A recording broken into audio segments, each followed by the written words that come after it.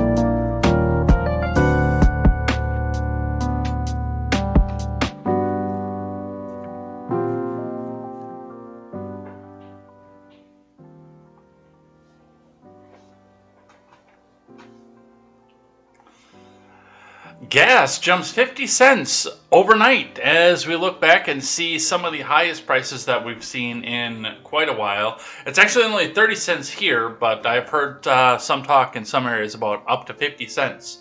So we'll talk just a bit about that and what Adam Schiff says he is going to do about it and how much that's going to tremendously backfire. So let's keep going. Michael Sussman is found not guilty in Washington, D.C. by Hillary voting jurors. So we'll talk just a bit about what's going on with that. And some people have done some probing already into what happened there.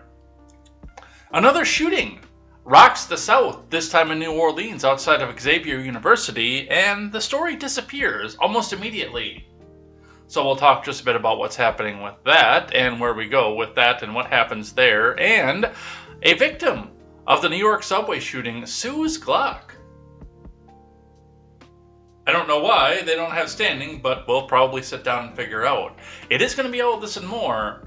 Welcome to midterm season. I am Jay Edgar, and this is Contemporary.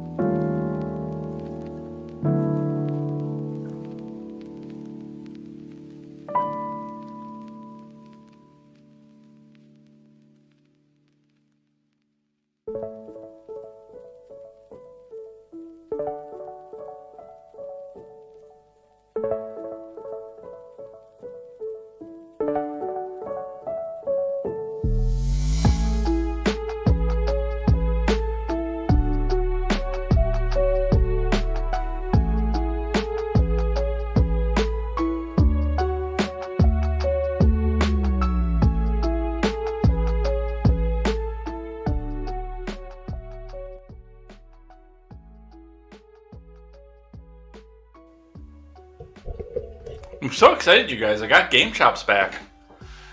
They finally started another live stream. It's been a couple days, and you know that's the one. Like you guys know, that's the one I really like. I really enjoyed that playlist. So we're back. We'll be listening to various video game musics. Reset is lo-fi.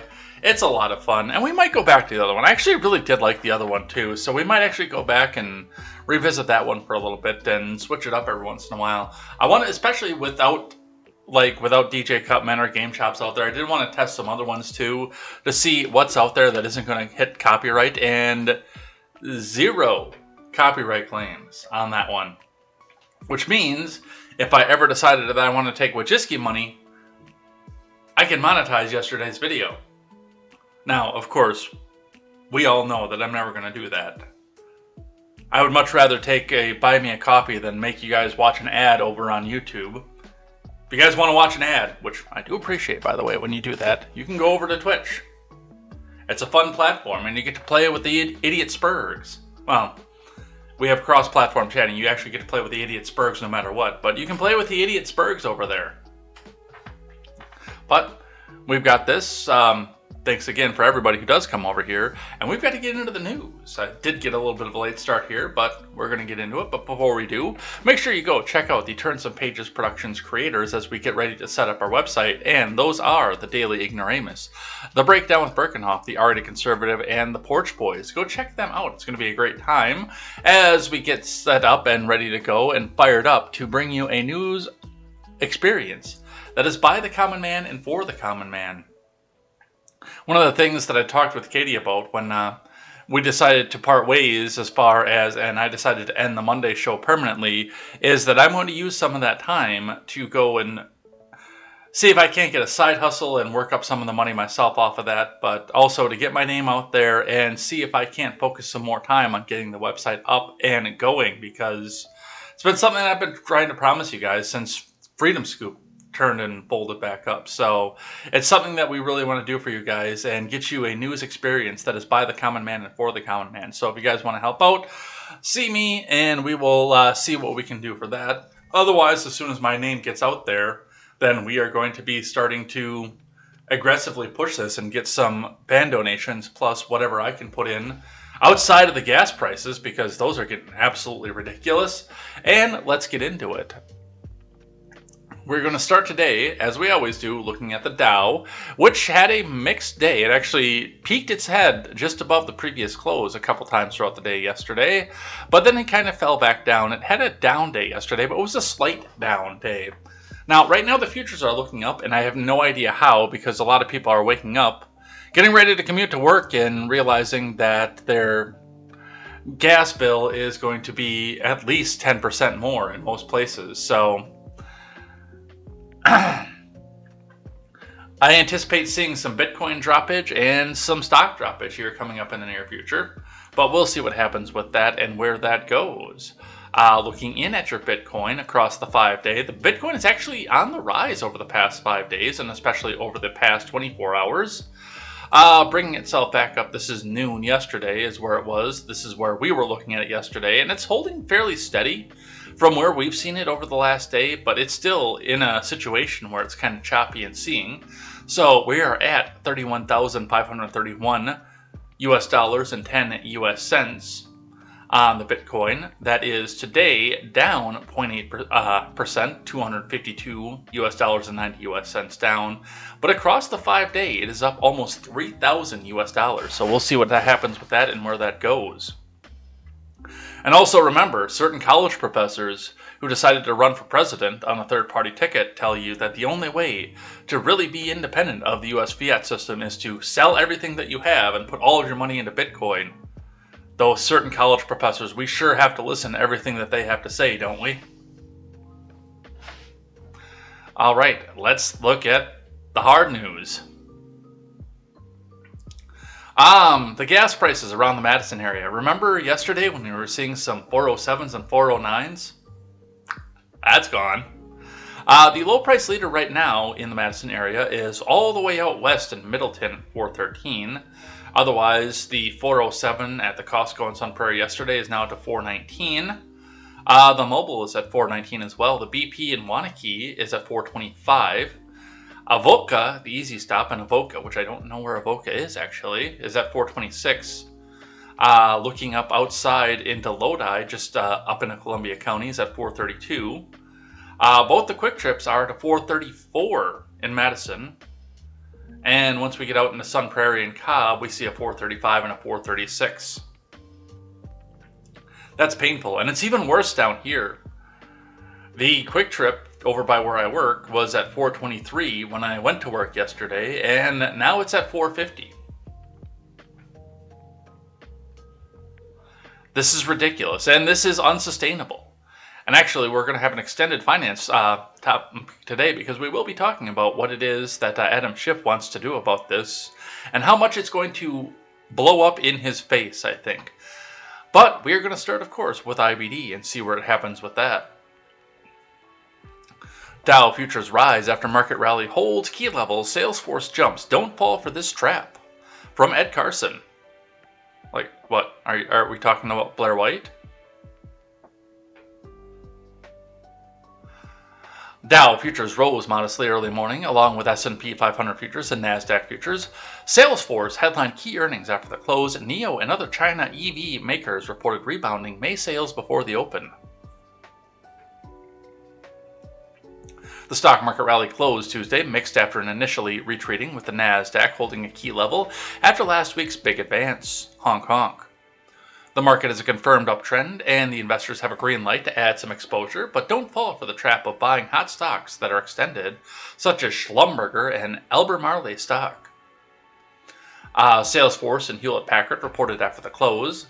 Salesforce earnings fell but beat views. Guidance was middling to light, but CRM stock jumped 9% in pre-market trade, and the article jumped back up to the top.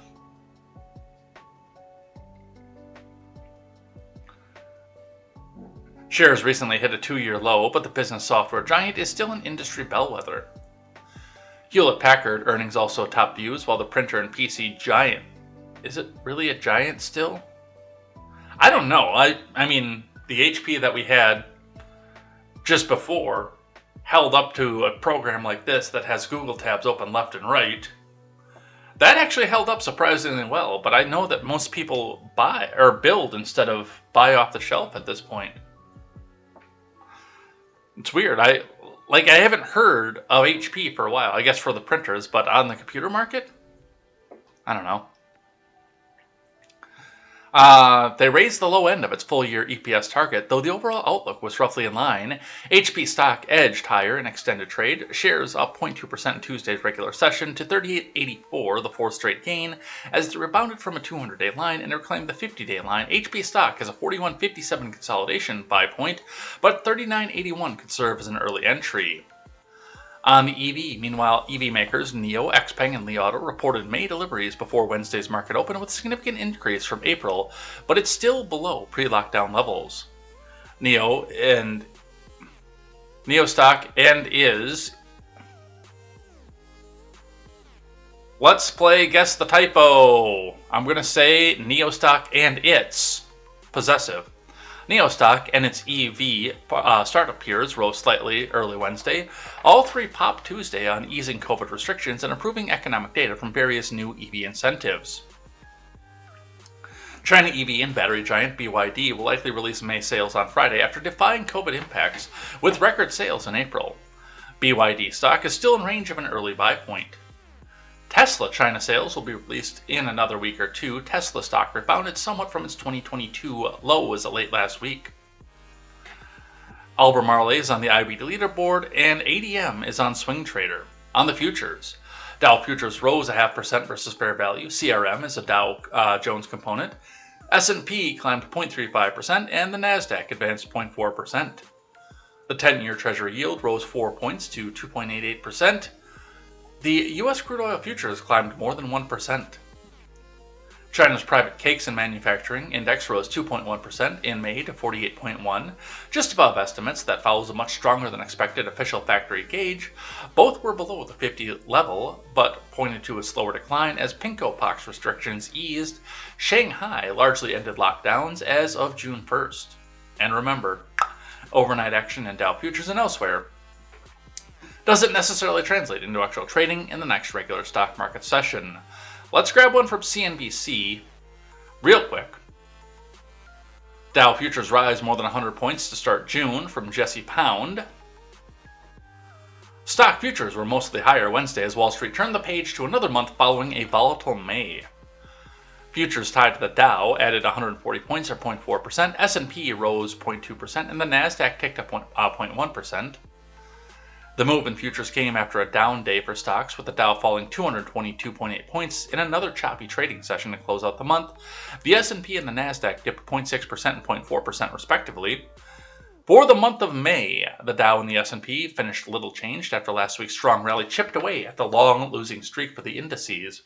The Nasdaq underperformed, shedding more than 2%. However, the ride for stock investors was far choppier than the month-end results suggest. The S&P briefly dipped into bear market territory last month, trading more than 20% below a record at one point. The Nasdaq, meanwhile, is deep in a bear market, down 25.5% from an all-time high. Traders poured over a raft of mixed quarterly results that included some big misses from bellwether names like Walmart. Meanwhile, the Federal Reserve, at the start of May, hiked rates by 50 basis points to quell an inflationary surge not seen in decades. The first day of June marks the start of the Fed's plan to reduce its balance sheet, which ballooned to nearly $9 trillion during the pinko pox pandemic. With the first quarter earnings season nearly complete and the Fed's having strongly signaled its rate hike intentions for its next two meetings, stocks could struggle for directions in the summer. Yeah, just in time for us to have another earnings report for the second quarter. But we are with that. We will see what happens through the month of June. I would sure like to see another month of misses, but you know me. I want to see Dow sub 10K just to see what happens. And I want to buy a whole bunch of popcorn right before it hits that. All right, let's talk about Adam Schiff before we get into the main news of the day, because he thinks that he has solved the world here. Adam Schiff tweets out, "I just introduced a bill to suspend the federal gas tax to deliver savings for the millions of families struggling to get by. We'll pay for it with a tax on the excess profits of big oil companies. It's time they paid their fair share, and you got a break at the pump." What is the federal gas tax? Does anybody know? I don't know, and we're going to find out.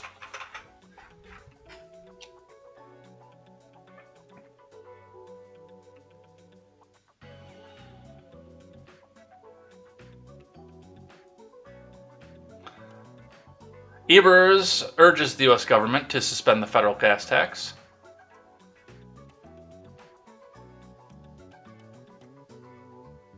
Wow, we're actually pretty high in gas tax, which is a little bit surprising.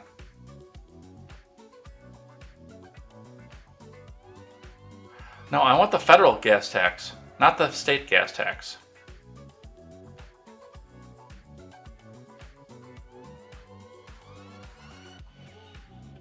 Will they give me the federal gas tax? Ours is ridiculous. Holy shit. 31 cents a gallon is Wisconsin's gas tax? Holy crap. Okay. Here it is. Which, by the way, I can go ahead and link this out to you guys as well, because I'm sure that you guys would like to see what it is that you guys are paying in your individual states, wherever they are. But the federal tax on gasoline is 18 cents a gallon, and on diesel is 24 cents a gallon. Is what you're paying every time you go to the pump per gallon. So, I mean, for me, I'm paying quite a bit of tax because every time I go there, even though, unless I take a big trip out of town, it's a 6-week endeavor if I do manage to be able to fill up. But depending on where you are and what your jump was yesterday, the federal gas tax doesn't even cover what we just saw the jump being. It doesn't even begin to cover. Now, if Wisconsin suspends the state gas tax along with the federal gas tax, which, by the way, that's not going to happen, none of this is going to happen. I can already tell you that, especially with the little rider that Adam Schiff put in. Especially with that little rider in there. None of this is going to go, and in fact, again, down here, let's take Janesville for an example.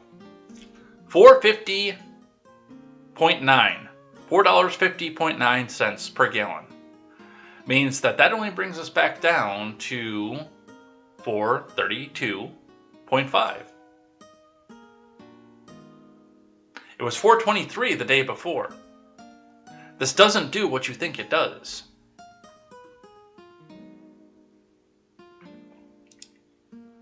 And then, yeah, if you go up here, for most of you who've clicked on the link, if you go up here, you see what your individual states are.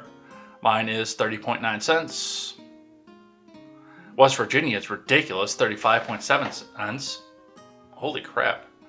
Washington State, 49.4. That's why they're anticipating the 10. Where's some easy ones? Texas at 20. Oklahoma's at 19. Mexico's at 17. New Hampshire's 22. Where's New York? I want to see how bad they're screwing you guys over. 25. Wow. Wow. That's not bad, actually. Pennsylvania, 57.6 cents a gas. Holy shit, taxation is theft. Alright, but that's what we see coming out of that. Let's read a little bit more of what KTLA has to say about Adam Schiff. Schiff bill would shift burden of high gas prices from consumers to oil companies. From Chris Wolf. Gas prices remain astronomically high, especially in California, which pays the highest for gas in the U.S., but Rep. Adam Schiff believes he has an answer. In his heated election year, the economy and cost of living are central issues, and those include skyrocketing gas prices. Political leaders point to the war with Ukraine, ongoing supply chain issues, and the Pinko-Pox pandemic and price gouging as contributing factors. I'm going to explain something to you. Now, a lot of people say price gouging on the aspect and on the point of the gas companies. And that's bullshit. And I'm going to tell you why that's bullshit. What happens with transport, with the trucks going across and bringing food to the table, that's the bread and butter of the gas company. The transport industry is the bread and butter. But everything else that they fuel, and the heating industry, I should say that too, for the oil companies, that's another one that's bread and butter. But everything else that they fuel for you involves and depends on you putting more fuel in your vehicle. Why is that important? I go down, there's a certain gas station in Janesville that I go to because it's not a Shell, and my truck gets best gas off Shell, but it gets its second best mileage off of Citgo. And there's a place very close to the end of town that's over here that has Citgo gas that I go there for. But the trade-off for that is that their pump, if you use a debit card, cuts off at $75. It's the agreement that they have with their bank, the bank that processes their credit cards, that anything for a debit card cuts off at $75. So they're not putting people into major overdrafts, especially as they're getting poorer and poorer.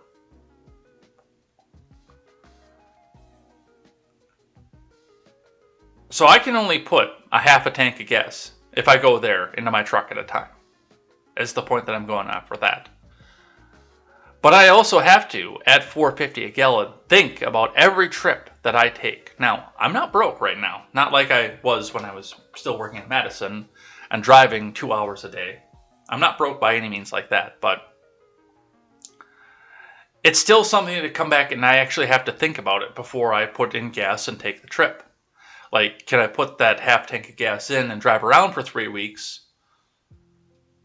Or can I actually afford to leave the area that I live in and go for a long trip? Right now, there is a big balance on whether or not I can go and run down to go spend the weekend with KTZed for 4th of July, because it costs 3 full tanks to get there. And right now, that's $150 per fill. $450 just to get there. Now, back when gas was 91 cents a gallon, when basically all you were doing was paying the taxes on it, I got in the truck without even thinking about it really. I just looked at the boss and said, hey, I'm taking a trip this weekend and this week because I need a mental health break. And I got in the truck without thinking and drove down to Washington, D.C. and picked up Stephen Ignoramus and spent the rest of the week in Orlando with John from the Porch Boys. Because I didn't have to think about that.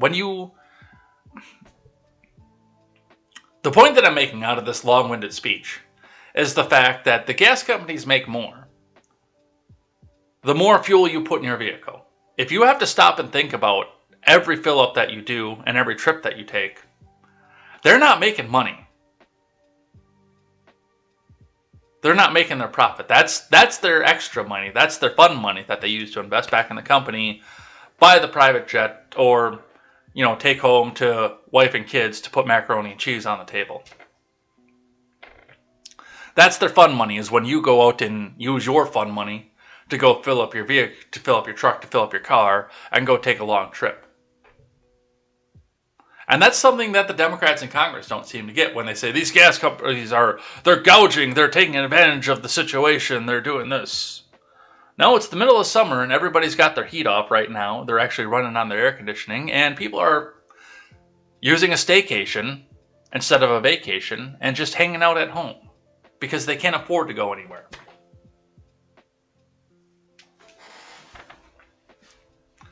That's the point of that entire long-winded speech.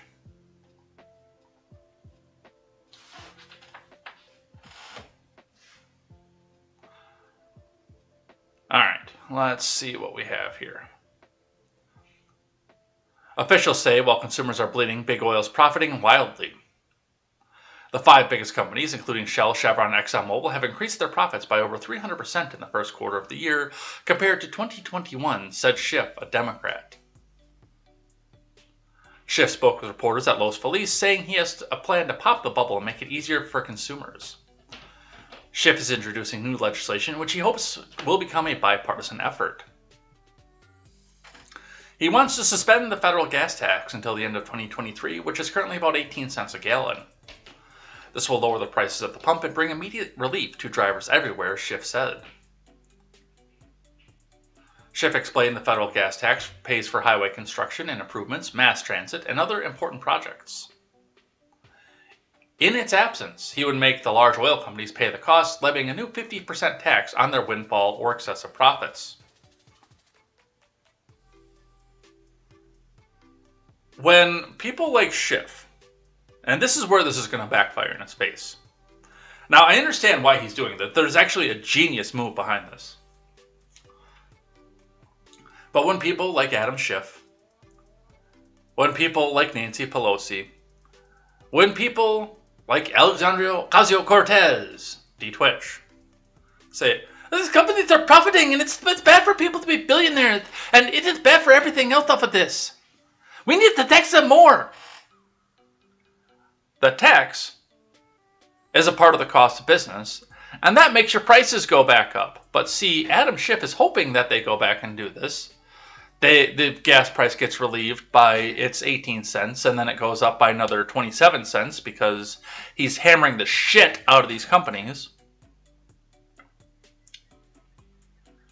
And then he can say, see, it's the gas companies that are gouging. We need the gas price bill.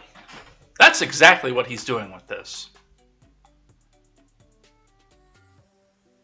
And I know the Senate's going to see right through that. Fuck, I think the House is going to see right through it. Well, there, I did it again.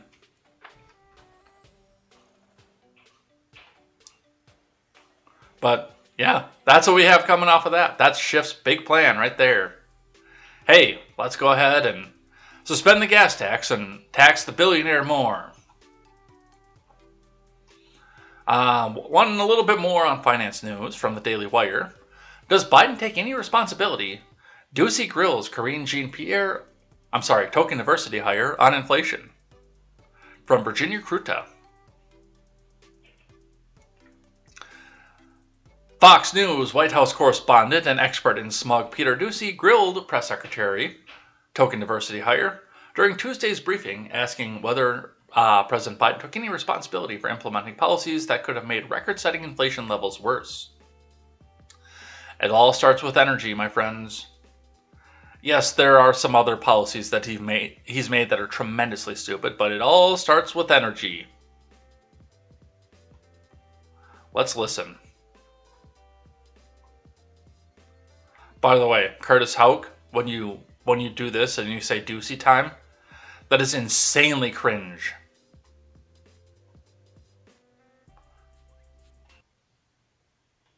Canada is making it impossible to buy, sell, transfer, or import handguns anywhere in that country. Would President Biden ever consider a similar restriction on handguns here? So, we'll leave it up to other countries to set their policy on gun ownership. The president has made his position clear. The United States needs to act, as I just laid out. He supports a ban on sale of assault weapons and high-capacity magazines and expanded background checks to keep guns out of the dangerous hands. He does not support a ban on the sale of all handguns, to answer your question. Okay, thank you. And going forward, Ducey says, in some places in this country now, a gallon of gas costs more than people on the federal minimum wage are making in an hour. What does the White House want these people to do? Just stop driving to work? Look, the president understands what it feels like. Deese just spoke about this. Brian Deese was just here and talked about how he understands what it means for people who are sitting at their kitchen table and see gas prices go up. He understands that feeling personally, or seeing prices of groceries go up in the grocery store. This is something that he is inherently aware of, and he's doing everything that he can, as Deese. Brian Deese was just here. His economic advisor, one of his top economic advisor, laying out what he is planning to do or continue to do to make sure that we lower costs at the gas pump. Brian also said that we are dealing with an unprecedented time with global challenges that we have never seen before. And that includes clearly the pandemic, that includes Putin's tax hike that we're seeing this past couple of months, that has had an effect on gasoline prices. $1.50 went up since Putin has amassed his troops on the border of Ukraine. These are real,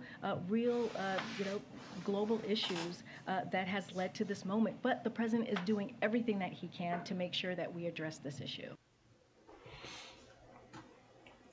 I will say, for her credit, I know that Wild over there says she's more horrible than Peppermint Patty, which is still true.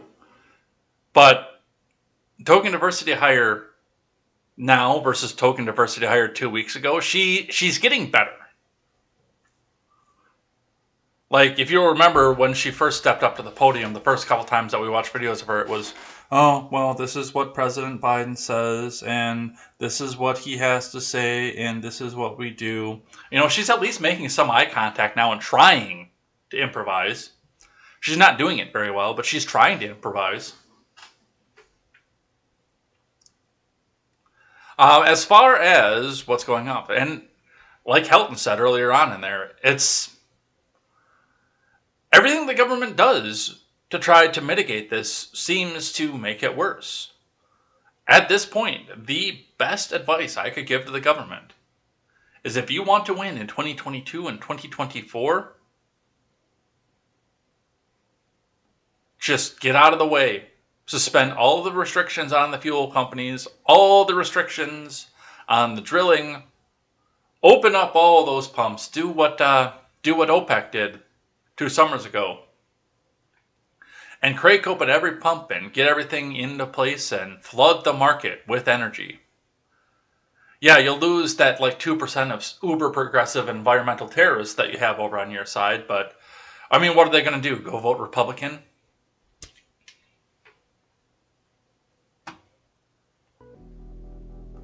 All right, let's talk Sussman. From Disclosed TV. Just in, jury finds former Hillary Clinton lawyer Sussman not guilty on a charge of lying to the FBI. I told you. I said almost immediately as soon as I found out where they were having the trial, yeah, this guy's going to walk. Yes, we talked about the jurors who said, I promise. I can be completely impartial. Now, if you go on Twitter and you talk about the fact that the Clintons have had people killed, you will have a simp army out there telling you, oh, it wasn't Hillary. She doesn't do that. That's a wild Republican conspiracy theory. But I'm going to tell you right now, everybody knows that it happens, and people around the Clintons just suddenly get massively depressed all the time. This is a common thing. This is something that we all know about.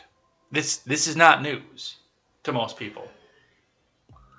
What do you think those people sitting in that jury pool, even if they were Hillary voters, Hillary supporters, even if they went onto Twitter, as soon as they were done being sequestered and said,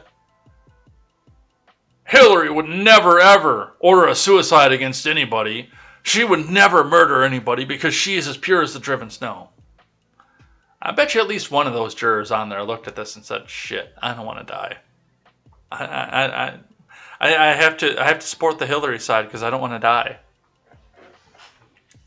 Let's read a little bit about this here from Fox News. Sussman found not guilty of charge brought by Special Prosecutor John Durham. From Brooks Singman, Jake Gibson, and David Spunt. The jury on Tuesday found that Sussman not guilty of making a false statement to the FBI in September of 2016 when he was not working on behalf of any client, when he brought information alleging a covert communications channel between the Trump organization and Russia's Alfa Bank. Wow, I can really read this morning. Convert. He's seen the light.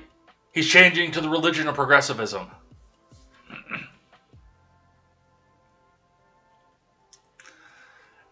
After a 2-week trial and more than a day of deliberations, the jury found that Special Counsel Durham's team had not proven beyond a reasonable doubt that Sussman's statement was a lie. Okay, the evidence on that aside, this was an open and shut case, but, you know, especially if they were going to be doing it in D.C., I'm sure that Sussman's attorney says, hey, this is a wildly Hillary-centric district here. Why don't you just take your chances in front of a trial instead of doing a plea deal?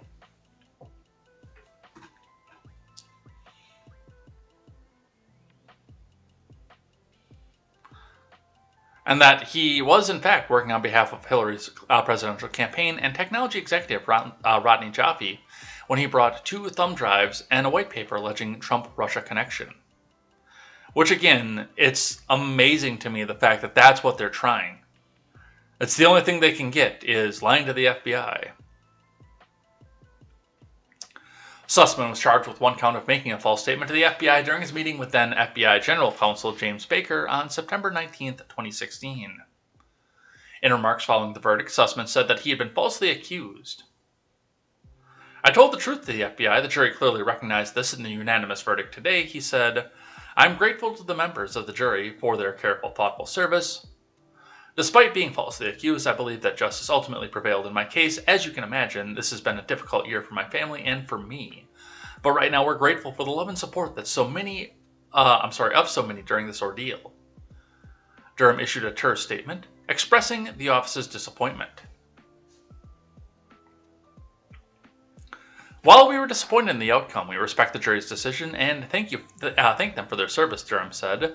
I also want to recognize and thank the investigators and the prosecution team for their dedicated efforts in seeking truth and justice in this case.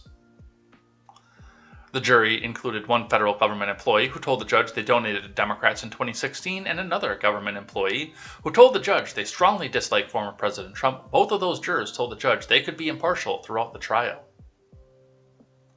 The jury included a teacher, an illustrator, a mechanic, and more. 1 juror had a child who was in the same high school sports team as Sussman's child.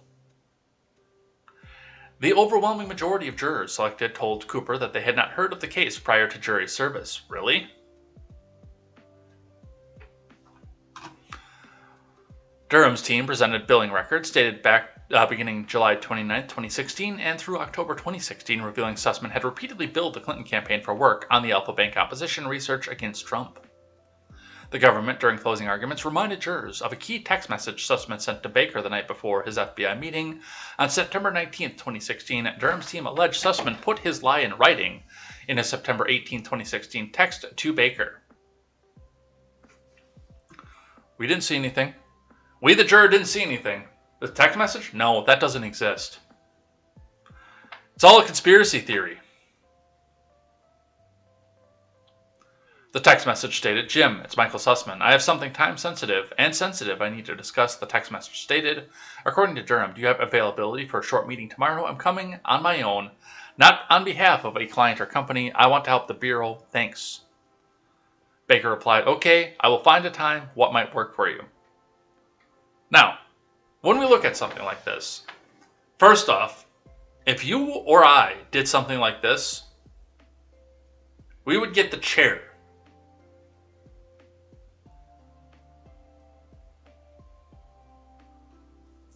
But as far as this,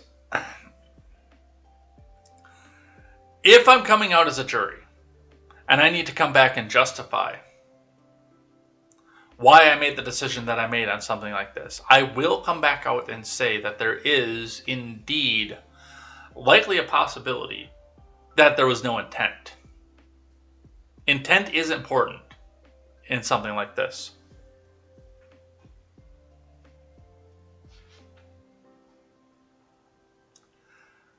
If they can reasonably come out and say, well, no, he didn't intend to lie to the FBI. He really was going on his own, and he wasn't coming off of Hillary Clinton. They can argue with intent off of that. I don't like it, but there is a 2-tier justice system in this country. And if you're connected with Hillary Clinton, she can go in to the people who are going to be judging her people and remind them of the fact that, what was his name, the chef? He got so depressed after he had to testify against Hillary Clinton that he just had to end it all with 2 in the back of the head.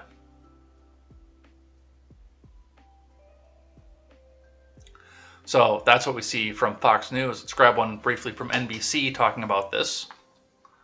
Clinton campaign lawyer Michael Sussman acquitted of lying to the FBI.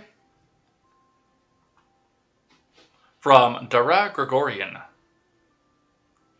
A federal judge in Washington found Hillary Clinton campaign lawyer Michael Sussman not guilty Tuesday in a charge of lying to the FBI. Prosecutors from Special Counsel Durham's office had contended that Sussman misrepresented himself during a meeting with FBI's general counsel in 2016 in hope of orchestrating an October surprise against rival Donald Trump. The 2-week trial was the first arising from Durham's 3-year investigation into the origins of the Trump-Russia investigation. While we're disappointed on the outcome, we respect the jury's decision and thank them for their service, Durham said in a statement. I also want to recognize and thank the investigators and the prosecution team for the dedicated efforts in seeking the truth and justice in this case. Durham declined to answer reporters' questions as he left the courthouse. Sussman told the media outside the court that he was grateful to be able to put the ordeal behind him. Despite being falsely accused, I am relieved that the justice ultimately prevailed in my case, Sussman said. As you can imagine, this has been a difficult year for my family and for me, but right now, we're just grateful for the love and support of so many during this ordeal. In closing arguments Friday, Jonathan Algor, assistant U.S. attorney, told jurors that Sussman used his privilege as a high-powered Washington lawyer and as a former DOJ prosecutor and as a friend to bypass normal channels and expedite a meeting with the FBI's now former general counsel, James Baker. Yeah, there's so much that's fishy about this entire thing. I don't know. I haven't read the entire Durham report. I don't even know if it's been released at this point. But there's a lot of honk-honk that goes along with this. Robert Gouveia, Esquire, did a little bit of research into what happened here with Sussman's Democrat jurors, so let's listen to what he had to say about that. Hillary Clinton's former campaign lawyer got pretty lucky with the jurors in his criminal trial. Michael Sussman was indicted for lying to the FBI about representing Hillary when spreading the Trump-Russia collusion hoax. And weird, some of the jurors in his case just happened to be pretty strong Democrats. Juror 5750 was asked if he made political donations in 2016. He said yes, and that they would have been on the Democratic side, in fact, probably to a couple of campaigns. Juror 0731 didn't remember specifically, but on her questionnaire said likely donated to Hillary Clinton. And juror 0517 said she had very strong feelings about both candidates and strongly disliked Trump. So what do you think? Do these partisan jurors bias the verdict? Hillary Clinton's former campaign lawyer got pretty lucky with the jurors in his... Well, that's actually a pretty smooth thread back out there. I didn't realize that was starting back over. Well, and that was one of the things too, and that's one of the things that I said almost immediately when we talked about this for the first time. When they first said that Sussman was going on trial, almost immediately I said, where are they having this trial? Because if they're having it in D.C., he's going to walk. Heavily liberal, heavily Democrat Washington, D.C., he is going to walk. There's not going to be justice. It's going to be a bunch of Hillary voters looking and saying, we can't say a bad thing about Hillary. What happened and what actually happened with that, I don't know. I'm not in the jury room.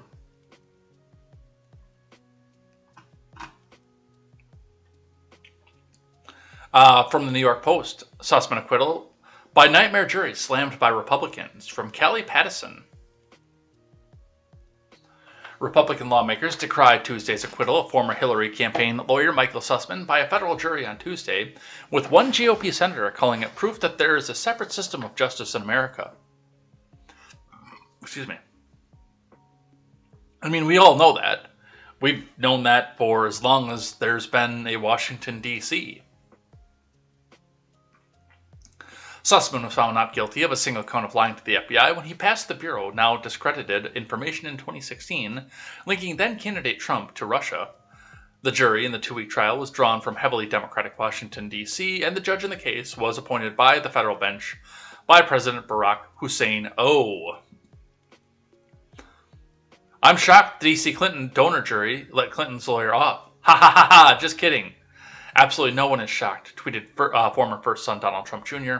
Hunter Biden off, then next, then Paul Pelosi, etc., etc. We all know how this goes by now. Only people not tied to the establishment DC swamp ever face accountability. Meanwhile, because his last name is Trump, some Democrat out there is saying, "No, you're not tied to the swamp and you haven't faced accountability for what the Daily Beast made up about you." Echoing Junior's language, the official Twitter account of the House Judiciary GOP posted, "The swamp always protects its own." Further proof there are separate systems of justice in America, one for liberal Democrats and one for their elite backers and one for everything else, tweeted my Senator Ron Johnson. God, that's painful to say. Marsha Blackburn also joined the criticism, saying, Michael Sussman lied to the FBI about working for the Clinton campaign when he brought forward false allegations against President Trump that Hillary personally approved today's verdict. While deeply disappointing, is not the end to ensuring that this never happens in America again. Oh, it's going to happen. All right, let's talk about the Bidens from Politico. Biden sees exodus of black staffers and some frustration among those who remain. Wow. The author of the 1994 crime bill, who gave the eulogy speech at Robert Byrd's funeral, might have a problem with race, especially against blacks, in his White House? From Daniel Lippman. At least 21 black staffers have left the White House since late last year or are planning to leave soon. Some of those who remain say it's no wonder why. They describe a work environment with little support from the superiors and fewer chances for promotion. The departures have been so pronounced that according to one current and one former White House official, some black aides have adopted a term for them, Blacksit. Okay, even though this is kind of based, you still can't meme. You've just taken what Candace Owens did and changed one letter. It's Blexit.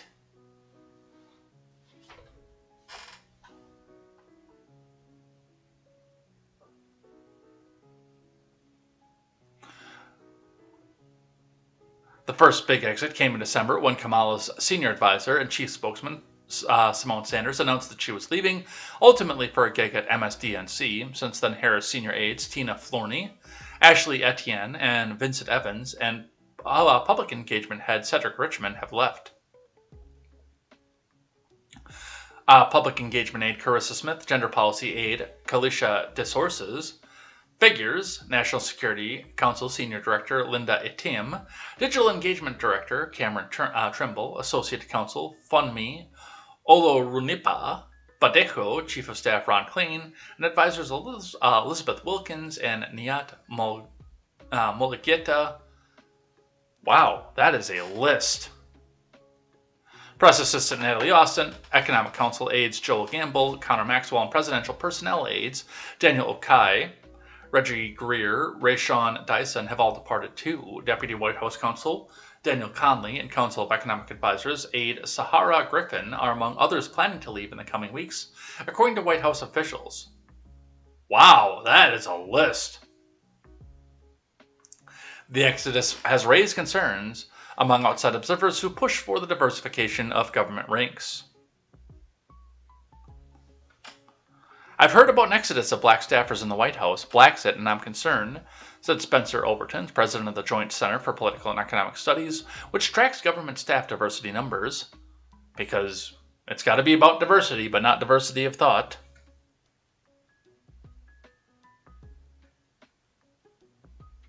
Black voters accounted for 22% of President Biden's voters in November of 2020. It is essential that black staffers are not only recruited to serve in senior, mid-level, and junior White House positions, but are also included in majority policy and personnel decisions and have opportunities for advancement. Very important. Very, very important. But it's not just Biden. Kamala, as well, is going through this. From the Daily Mail, Biden and Kamala's White House Blacksit. 21 black aides have left the admin since December because there's little support from their superiors and few chances for promotion. We are not going to be going through a lot of this here. Just a reminder that this is happening on Kamala's side too, as well as Joe's side.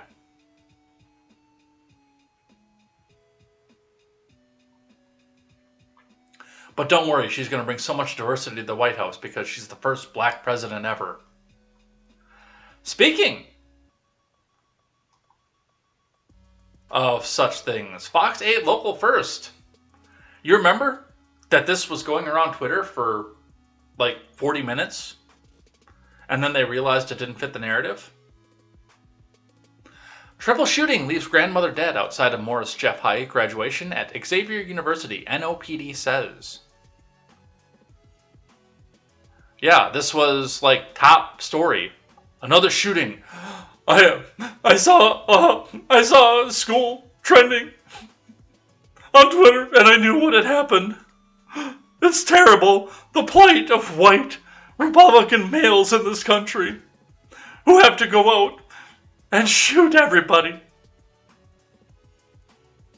Oh, the suspect was black? Shit. Emergency! Emergency! Find something else to go talk about.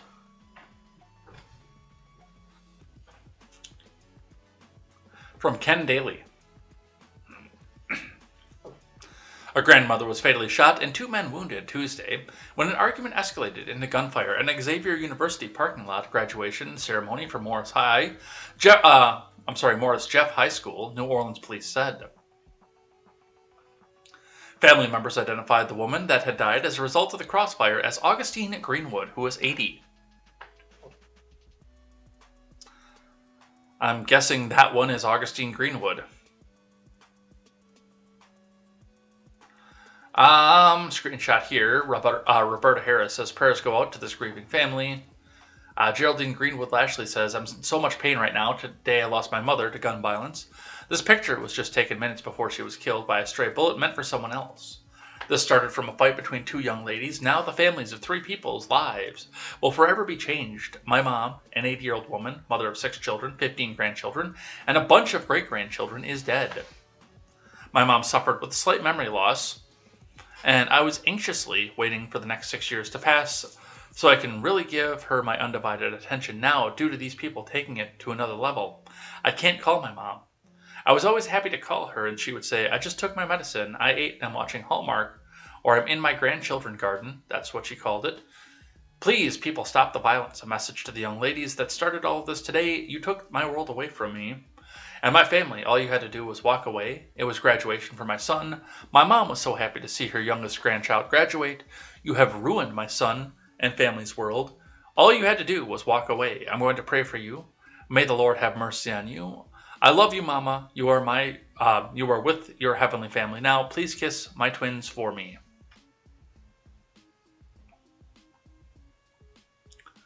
Goodley also did not disclose the age of the 2 wounded males, but their injuries were to the leg and shoulder respectively, and not considered life-threatening.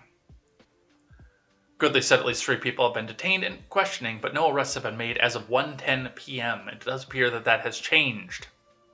Let's listen. Provide that they can call us or call our homicide detectives at 504-658-5300 or anonymously at Crime Stoppers 504-822-1111. And like I said, once again, this unfortunate incident did not have to happen. We're asking for anyone with information to help us give this a successful resolution from the early onset. Was are you taking questions? I'm sorry. Sure. Was the argument describe what was that between the students, the graduates? So at this point, it's still preliminary in our investigation. We're trying to ascertain that information to, in fact, see if the appropriate parties that were engaged in this fight were, in fact, students, but that hasn't been determined or confirmed at this time. Was the grandmother here to see a family member graduate? I don't know if the female that's expired is actually the whole situation is still under investigation at this time, so that hasn't been confirmed if she was actually a member according to the graduation or not. Deputy Chief, you said that two females got into an argument. Do you believe that it was those two females that began firing, or were there other people, and how many people do you think were firing? That's unconfirmed at this time, and that's still a part of the investigation. Like I said, it's still early at this point. And once again, this graduation, they had a good amount of security. We had interior coverage as well as exterior coverage on the scene. Both the Xavier police were on the scene, as well as the 2nd District, and including enhanced coverage on perimeter security as well. Any idea how many shots were fired, and do you believe it was multiple shooters? So it's still early. I wouldn't venture to say, because I can't confirm that. Let the investigation take its course, and of course, as that information develops, we'll certainly bring that to y'all for review. How many people do it hasn't been confirmed as to their actual age yet. How many people were taken into custody and are being questioned? At this point, it's more than 2. Right now, it looks like it's about 3 that may be involved for question at this point. Can you talk about how severe the injuries are for the 2 males? So they've been, one as it's reported right now, there's a gunshot wound to the shoulder, and the other one sustained a gunshot wound to the leg for them. How many times was the female shot that expired? That hasn't been confirmed just yet, so as the investigation takes shot in the head, that's from what we've heard. As the investigation takes its course, that information will be provided to you. No arrests have been made though, right? Only detained at this point, or have any arrests been made? At this point, it's still preliminary. Nobody has been arrested for this crime. All right, so that's what they had to say over there. And it is senseless. And really, honestly, I hate to say it, but it's also a little bit senseless that because it appears, from what we see, from WLOX 13, suspected gang violence led to Hammond High graduation shooting that injured 4, police say.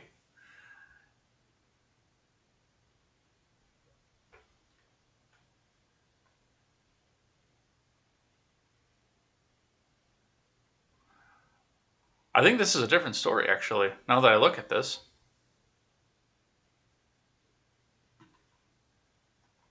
This is a different story. So, as far as this one goes, allegedly, black perpetrators, black victims. Oh, let's just forget that this story ever happened. And same thing with this one, then. From WLOX 13, suspected gang violence led to Hammond High graduation shooting that injured 4, police say.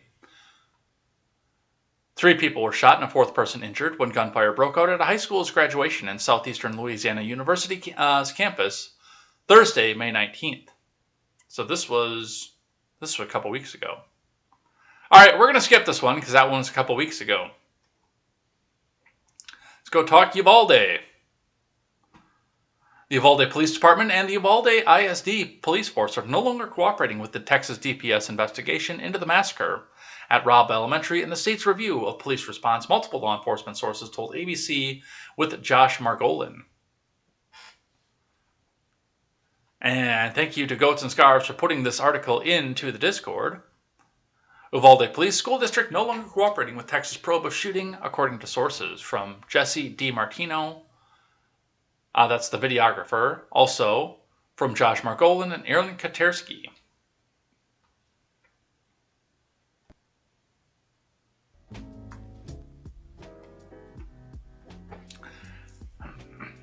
The Uvalde Police Department and the Uvalde Independent School District Police are no longer cooperating with the Texas Department of Public Safety's investigation into the massacre at Robb Elementary and the state's review of the law enforcement response. Multiple law enforcement sources tell ABC News. The Uvalde police chief and spokesperson for the Uvalde Independent School District did not immediately respond to a request for comments from ABC.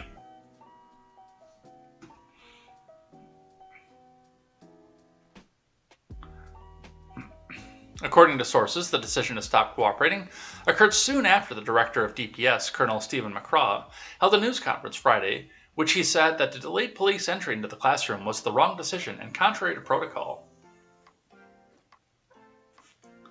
Reached by ABC News, a spokesperson for the Texas Department of Public Safety said, "The Uvalde Police Department and Uvalde CISD Police have been cooperating with investigators. The chief of the Uvalde CISD Police provided an initial interview, but has not responded to a request for a follow-up interview with the Texas Rangers that was made 2 days ago." Last Tuesday's attack, one of the worst shootings in history, left 19 children and 2 adults dead. So, yeah, there's something fishy going on with this here, and I think somebody who's not in the loop is starting to sniff a little bit close.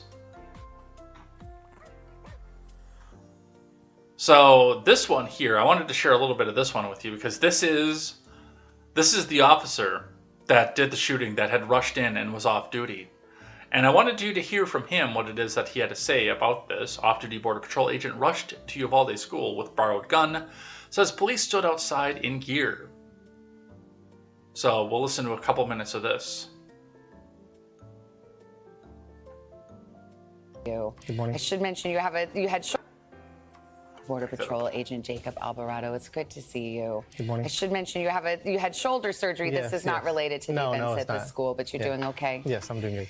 How is the community of Uvalde doing? I mean, you were born and bred there. This is such a wound to the whole community. They're suffering. Yeah, they're trying their best to get through, but it's hard. Everyone knows everyone there. We were just talking about your wife. She was a 4th grade teacher there. She's going to 2 funerals today. It's I don't know if it's necessary today. It's either today or tomorrow. But yeah, she's dealing with that right now. She couldn't make it. There's so much loss here. Let's go back to that day. You were off duty. Yes. And I was getting ready to have my surgery. I was supposed to have my surgery Tuesday. It didn't happen. Thankfully, it didn't happen. I was able to be in town. And you just decided to get your hair cut in the morning. Well, I was at the award ceremony. I was there earlier that morning. At the school? At the school. Yeah. So I stayed around town, had breakfast with my mom, washed my car, got my car clean, and was fixing to go get my hair cut. And tell me about the text you received. My barber actually heard shots, or he thought he heard shots. He was coming through the parking lot, and he asked me if I heard it. I told him so I didn't hear anything. I went inside the barbershop, sat down, and then I can't recall if he received the text first or if I received it, that there's an active shooter. There's an active shooter. Help. I love you, for my wife. And what did you do next? I looked for a gun. My barber said he had a gun. Both of us raced over to the school and met up there. From your texts, it looks like you got there at 11:48. Yeah, like I said, times, I have no idea on time. I just know I got there as fast as I could. What did you see and hear when you arrived? Just chaos. Chaos. Everyone was trying to get to the school. People were trying to get everything situated. I was just trying to get towards my wife's room and my daughter's room. Were there already police there? There were some there already, yes. And what happened? Did you just run in and start evacuating kids, or how did that unfold? I was actually going over there, and then I went back to my barber's truck. He got me his shotgun. He gave me some shells. I put whatever shells I had in my pocket, and then I took off running towards the school. Did you ask the police that were there, hey, can I go in? Did you check in with them? I mean, how did that happen? It's a small community. Yeah. My wife works at Rob. Everyone at Rob knows me. Pretty much all local law enforcement knows me, or I know the majority of them. So I was able to go in, and I announced who I was and made my way through. And what happened next? As I was going in, I could just see kids coming out of the windows and kids coming my way. So I was just helping all the kids out. I was trying to contact my wife, see where my wife was at. I can't recall if I was calling her or texting her, but then I met up with one of the officers there, trying to see what was going on. I tried to make my way towards the door. I wasn't, like I said, I didn't have any of my gear. I was off duty. So I didn't go in. I met with another officer there, Ruben, which I went to school with, and his wife is one of the one that got shot by the shooter. Mrs. Morales. Yes, correct. He was there looking for his wife as well. Yes. And you were there helping kids get out, but you were looking for your second grader as well. Yes. My wife finally texted me or called me, told me she was across the street at the funeral home. After that, my next thing was to go get my daughter. Your wife had made it out safely, but your daughter was still there. Exactly. I didn't know where the shooter was at. I knew he had shot in the building. I didn't know if he was still there or not. Did you hear any gunshots while you were in that vicinity? At that time, no. And how were the kids getting out? You know, I mean, I think people are trying to understand how this unfolded. It's chaos that is easy to understand. But where were the police? Where was the classroom?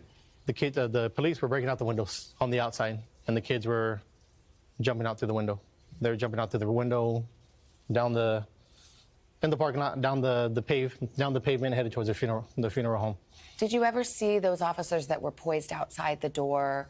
You know, obviously there's a lot of scrutiny now of those actions and whether they should have gotten in. Did you ever have any occasion to interact with them at all?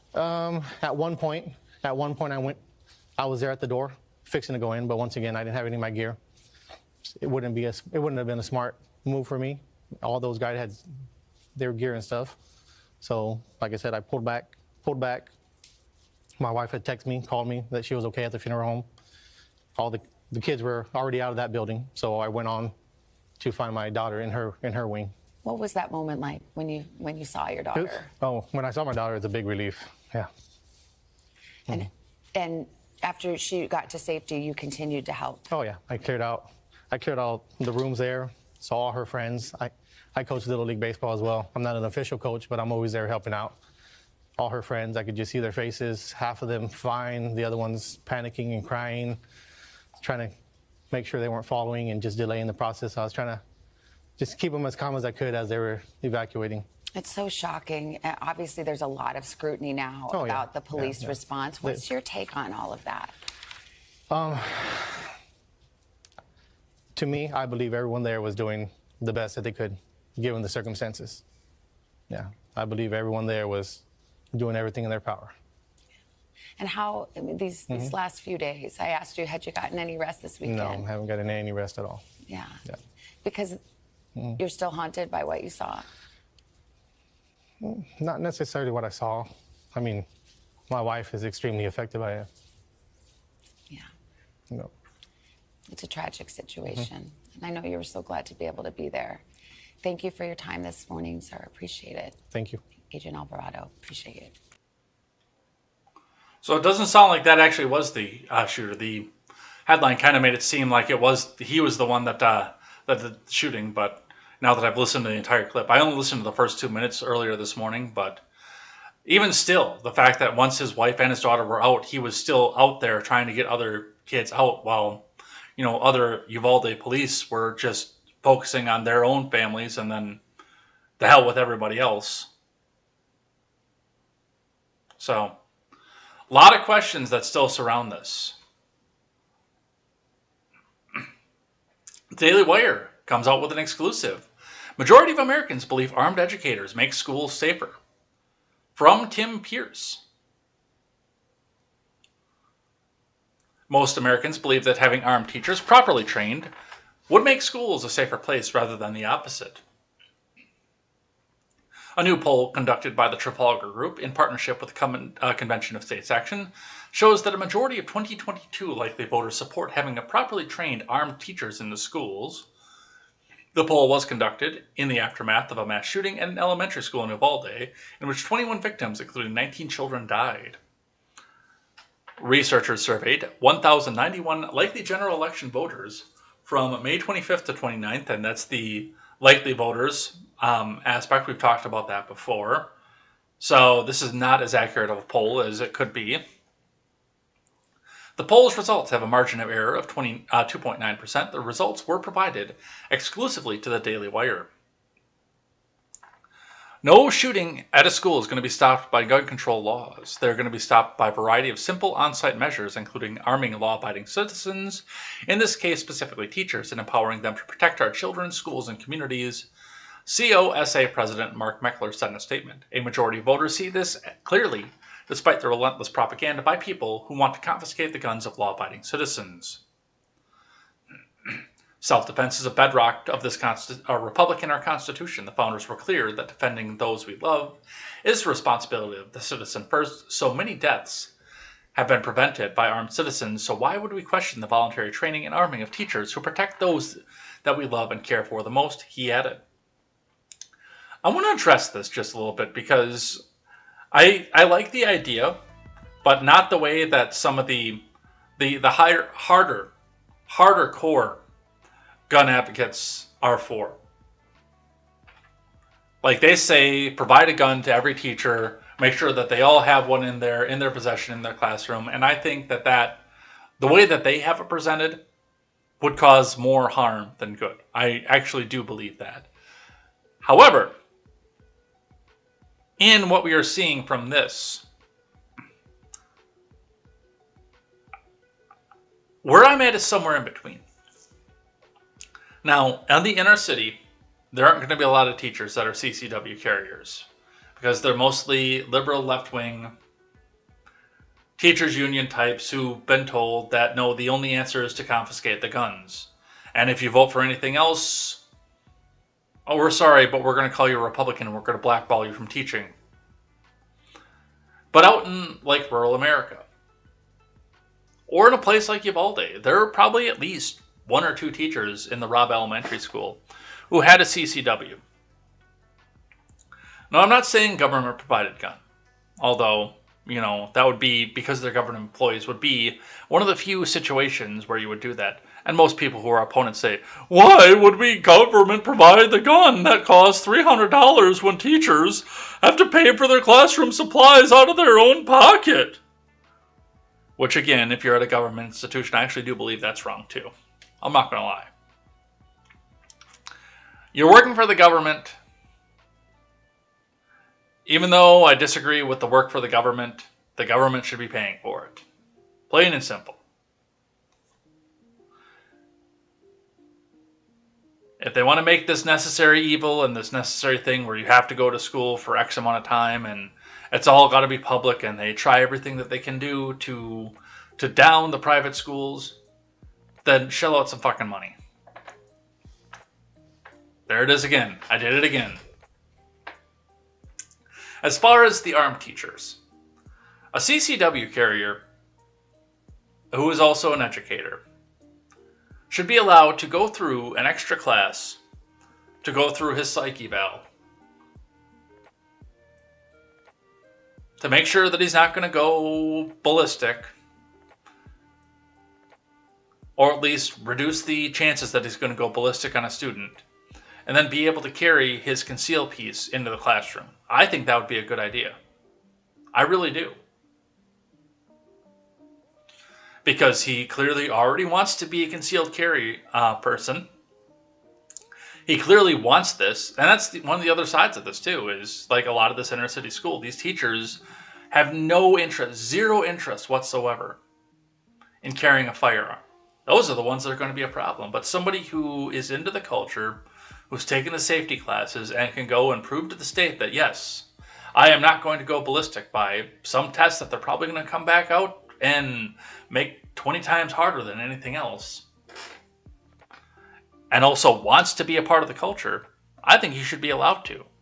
But there again, we should also have the aspect of, okay, don't tell anybody who is a CCW carrier and who isn't, because I want that potential school shooter to be going down the halls in his little hunting stance, like the fucking coward that he is, and there's number 3 for the F word, like the little coward that he is, and have to think about, hey, Mr. Thompson's kind of rednecky. If I go down this hall, am I going to die? Miss Jones has kids in this school. If I go down this hallway, am I going to die?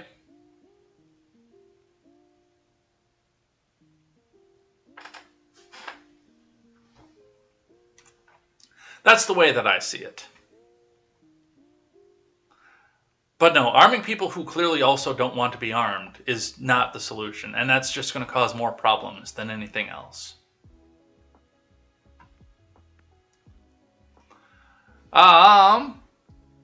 More ablaze, MSNBC host floats claim that military distributes AR rifles to new recruits. Join the military if you want to shoot an AR. I'll tell you this, Alex. So we heard from the governor yesterday at that press conference, right? He was, of course, pressed once again about changing gun measures here in this state, right? Should there be restrictions on purchasing the ARs? We know Beto O'Rourke has obviously also been trying to get ARs banned in the state. That is part of his campaign platform in running for governor of the state. I asked him, who you just heard from, guy who's had multiple tours overseas in the Middle East, who knows how to fight with an AR, right? He's given an AR when he enlists. Should an 18-year-old be able to buy an AR? Absolutely not, he tells me. I said, what is an AR used for anyway? I know this is Texas. I know people like their guns in Texas. People own guns in Texas. We know that coming to this state, right? This guy owns multiple guns. He goes out and hunts. And he said, there is no use for a regular layman to have an AR. No use at all. No. If you want to shoot an AR for fun, go join the military. That's what he said to me. Go join the military if you want to shoot an AR. Right. And so this community, they are reeling. The state is reeling. And across the board, people have said the police did not respond appropriately and in time, and something needs to change. That is for damn sure. Okay, Yasmin, thank you so much. I know we'll see you in another 45 minutes or so as you start your show. Appreciate that. No military in history uses an Armalite platform. They got the contract. They lost. No military at all uses an AR-15.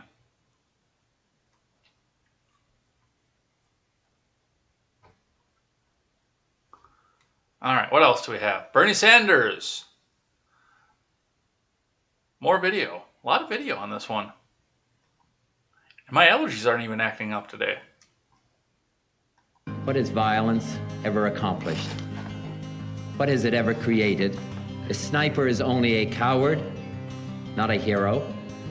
Violence breeds violence, and only a cleansing of our whole society can remove this sickness from our souls. For there is another kind of violence.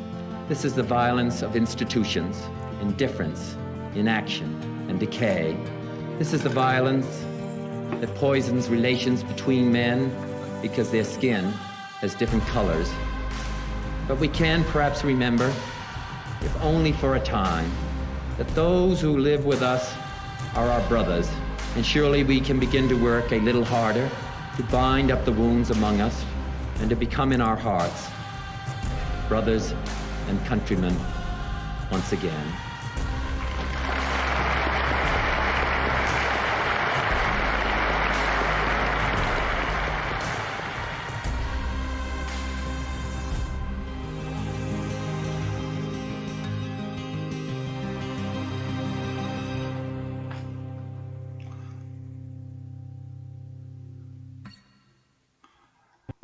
And there it is. So let's go through this here.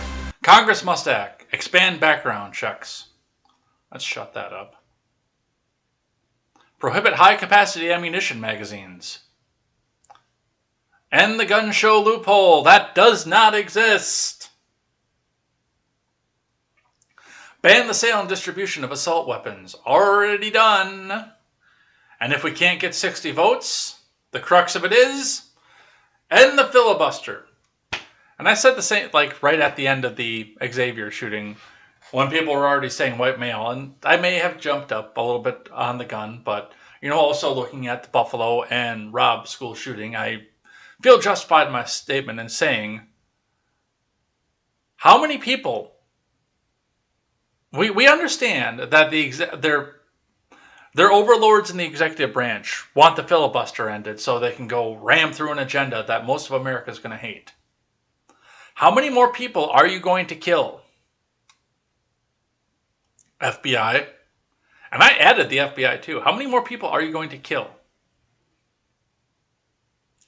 to get your agenda across? Bernie Sanders. Americans are demanding real gun safety reform. Ban the sale and distribution of assault weapons. Even Marx said that the proletariat should remain armed. prohibit high-capacity magazines, expand background checks, end the gun show loophole.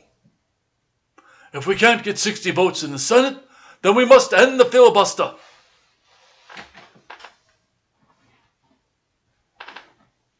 SB 108 says, I agree with most of what you say, but some semi-auto weapons that are classified as assault weapons are really only cosmetically different from the stuff people have had for years. Definitely should ban high-capacity magazines. No, go fuck yourself. There's number 4. Gun show loopholes, expand background checks, and all, though.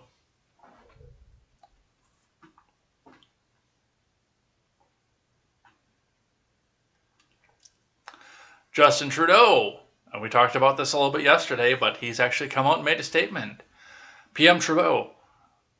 It will no longer be possible, to buy, sell, transfer, or import handguns anywhere in Canada, We're introducing legislation to implement a national freeze on handgun ownership. What this means is that it will no longer be possible to buy, sell, transfer, or import handguns anywhere in Canada. In other words, we're capping the market for handguns.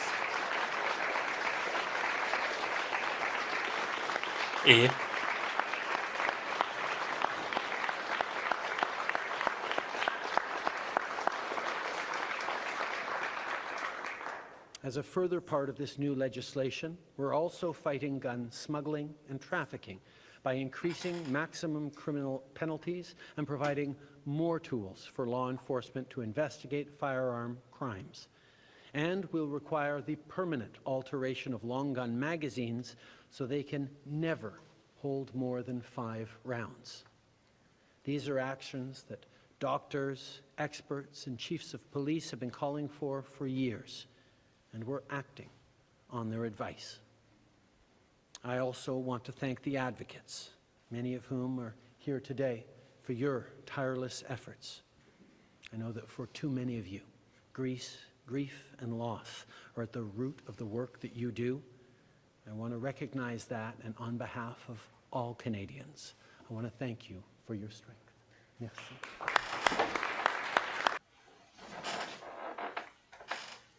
We're banning them all. So if you want a soft target, America's hat is right there for you. I do not advocate doing this, but for those criminals who really want a soft target, I didn't see anything.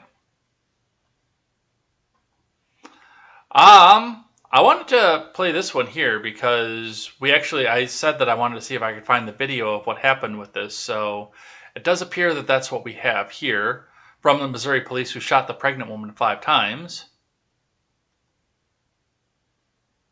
She saw it all go down after Kansas City police shot a woman near the south side of the city at a Family Dollar parking lot. And I said, oh my God, they shot her, oh my God. And I was like, what am I supposed to do? I had to, get my phone.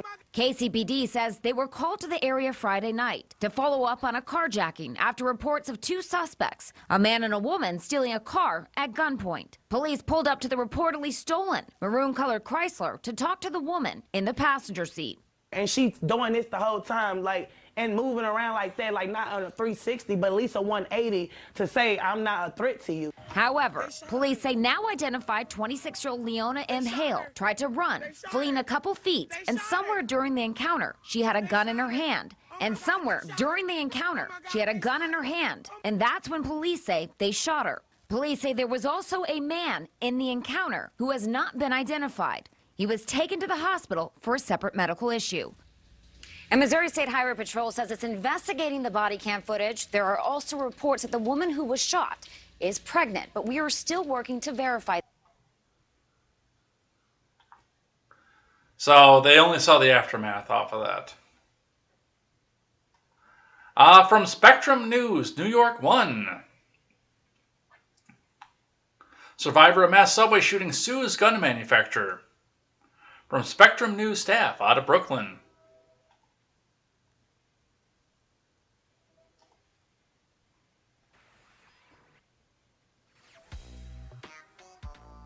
There we go.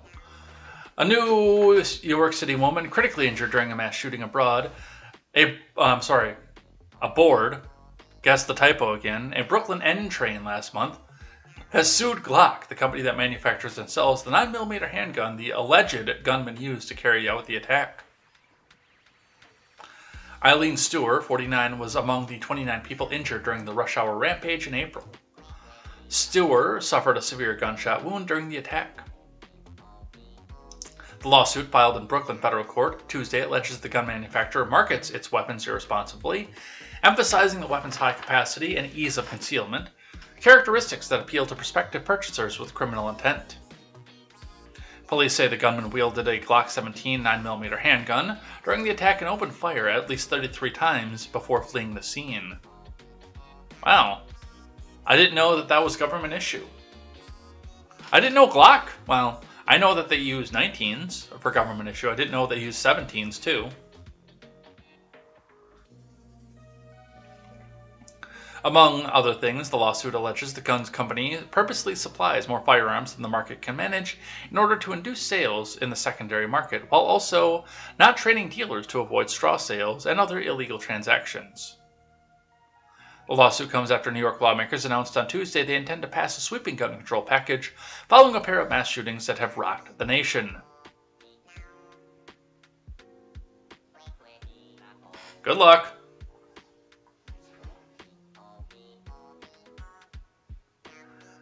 It's again, and we went off to this, and I mentioned the Smith & Wesson. But if I'm out shooting one day, and I know Goats and Scarf said, oh, well, it would probably be more like the Beretta. I don't have one of those, though.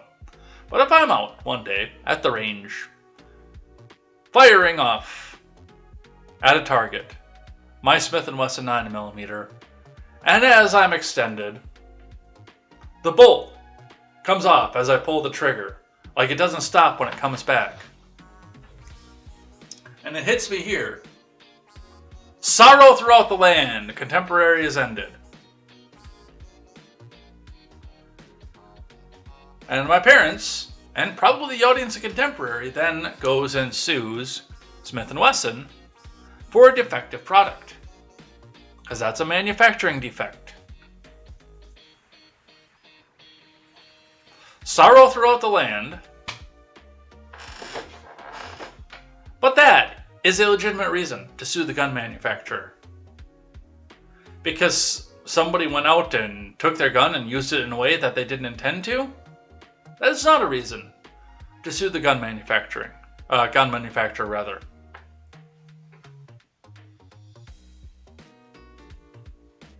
From the Blaze, fearful leftists desperately launch more attacks on Marjorie Taylor Greene.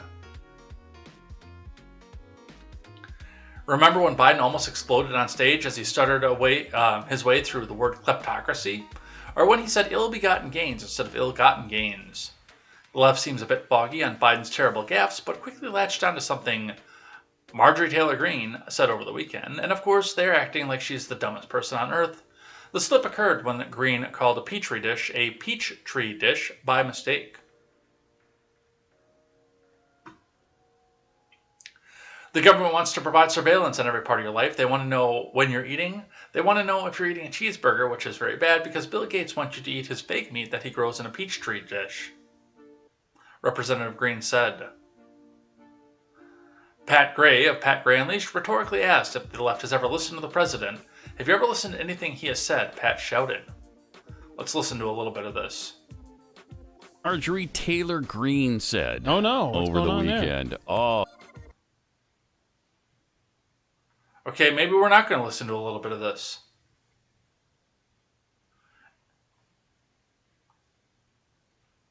The web player app just disappeared. Oh, Glenn. The left is picking up on something Marjorie Taylor Greene said. Oh no! Over the weekend. There? Oh, she's the dumbest buffoon in the world. Really? What happened? I mean, listen, she does seem to say what they say she says. Like a peach tree dish. Peach tree dish. Instead of a petri dish. Uh-huh. Yeah, you be the judge. You have to accept the fact that the government totally wants to provide surveillance on every part of your life. Mm-hmm. They want to know when you're eating. They want to know if you're eating a cheeseburger, which is very bad because Bill Gates wants you to eat his fake meat that grows in a Peachtree dish. So you'll probably get a little zap inside your body. Okay, so it grows in a peach tree dish. Is that what she said? I guess. Sounds like it, right? Sure. What? I don't know. Does Bill Gates have a stake in the fake steak world? Oh, yeah. Does he? Oh, yeah. He's doing the fake meat? Oh, he's doing everything you hate, he's doing. Okay? Mm-hmm. Mm-hmm. He's probably a... You know what? Here, I'll get you on board. Which one of He's a Utah Utes fan. What do you think of that now? Huh? Now how angry Where do are you get Bill that? Gates? Where do you get It's that? just out there. It's just out there? You just got to trust me on this one. All right. Seriously, everything that you hate, he is got his He hand is in it. Okay. So now he's making these burgers in a peach tree dish. Oh, I found one right here.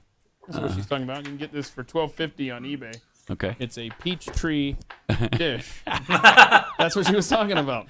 I found one. There you go. I found it for you there, Marjorie. I swear, the left. It's a petri dish, but look, how many times have they ignored everything anybody on the left ever said? Right. Especially this stupid president that does it every day, but they don't say anything about it. Absolutely nothing about it.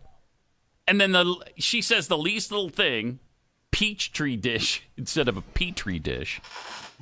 And it's the worst thing in the world. She's the dumbest human being alive. Okay, I don't know. Have you heard the President of the United States? Have you ever listened to anything he has said? And I agree with what Chairman Powell said last week, that the number one threat is the strength. It's the strength. And that strength that we built is inflation. The strength that you built is inflation. Okay. So the strength that he built is inflation. That's not stupid. That's not dumb. Nobody talked about that. CNN didn't bring that up. Nobody brought that up. That will enhance our underlying effort to accommodate the Russian oligarchs and make sure we take their ill-begotten gains. Okay. We're going to accommodate them. They're going to accommodate them. No. We're going to hold them accountable, stupid, not accommodate them. And it's not ill-begotten. It's ill-gotten gains. I mean, they didn't touch this. No. I mean, you could do this for days. This was one of the worst things of all time from a president. We're going to seize their yachts, their luxury homes, and other ill-begotten gains. I did it again. Putin's kleptocracy. Yeah. This is the clip that keeps on going. Kleptocracy. He nearly exploded there. He almost... I remember that one. From his ill-gotten gains from his kleptocracy. Yeah.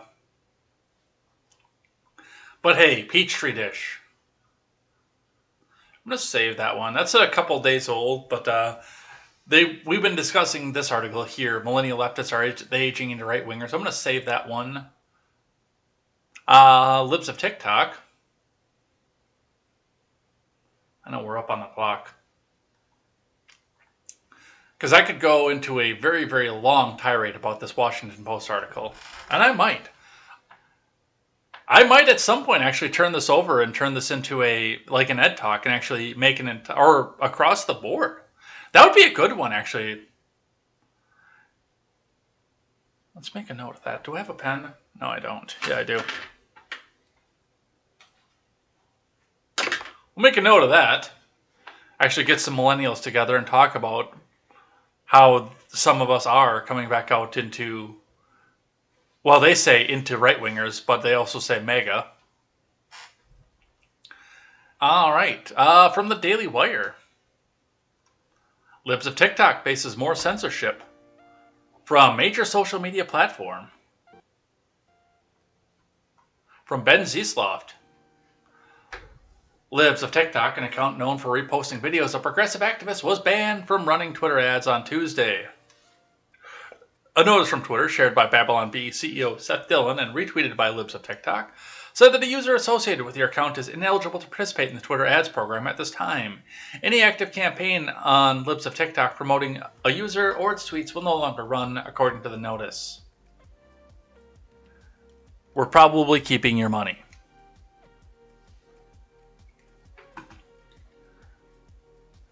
So you pay out the money, you buy the ads, and you say, hey, let's go promote what I'm doing over on your website. Oh, we're sorry, you can't. And we're keeping your money. This is, and by the way, when Elaine told me that I should open up the wallet and go spend some money on advertising my Facebook page over on Facebook, I said, no. Not because I don't think it's a good idea. I think it's a phenomenal idea. And they always send me whenever I log into the Facebook page, which is almost never. They always say, oh, well, for $6, you could reach 1,000 more views because we'll come out and promote this and advertise this. And I say, yeah, but when you inevitably ban me for having wrongthink, I'm not going to get that money back. That's the problem that I have with that.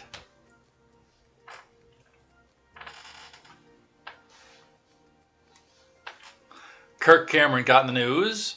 Ron Filipkowski. The Ukrainian flag, Ron Filipkowski. Actor Kirk Cameron continues to push his homeschooling network. He says the public school system is doing more grooming for leftist politics and sexual chaos and racial confusion than they're doing any real educating about truth, beauty, and goodness. Yeah, that's the point. And then JoJo from Jersey. It's a fucking cult. For their country, they don't want to abandon their children to a system that, by and large, is doing more grooming for leftist politics and sexual chaos and racial confusion than they are doing any real educating about truth, beauty, and goodness. For their country, they don't want to abandon their children to a system that, by and large, is doing more grooming for leftist politics. So that's what he had to say. We'll go on from the Daily Mail.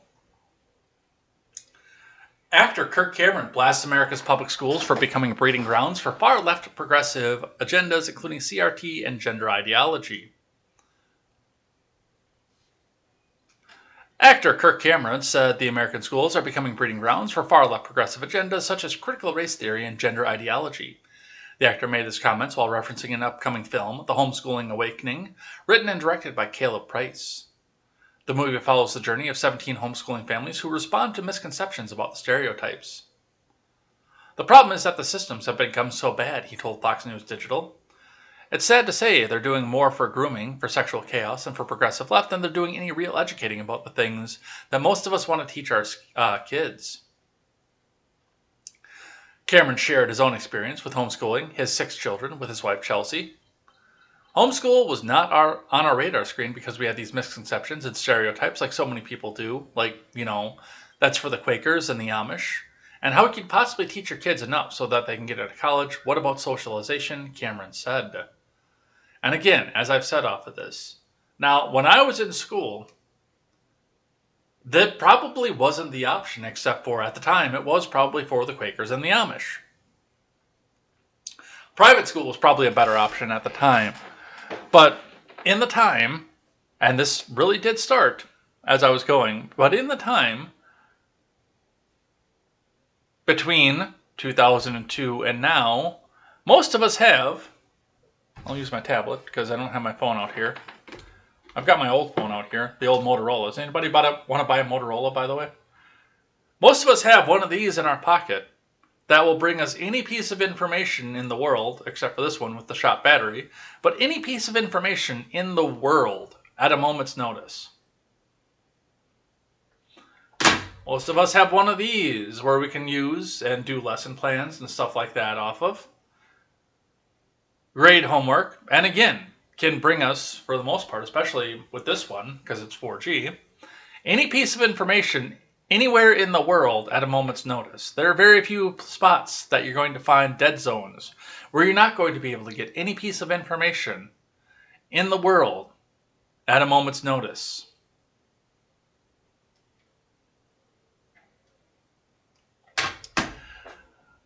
This computer here, in seconds, especially since it's hardwired, can have a lesson plan that is approved for use by the Wisconsin Department of Education. that I can bring here and teach to kids, even though I don't have kids. I can teach to kids without worry of some teachers union advocate trying to shove the LGBTQIRAAMIGIXTIX1 plus minus sign 2RXAI T agenda onto them.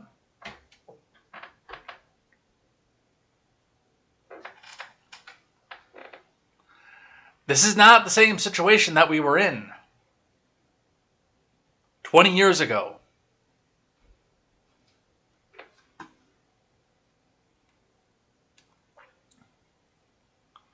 So, and yet these people are still trying to say that all the parents are doing is trying to indoctrinate their children into a cult and groom their own children.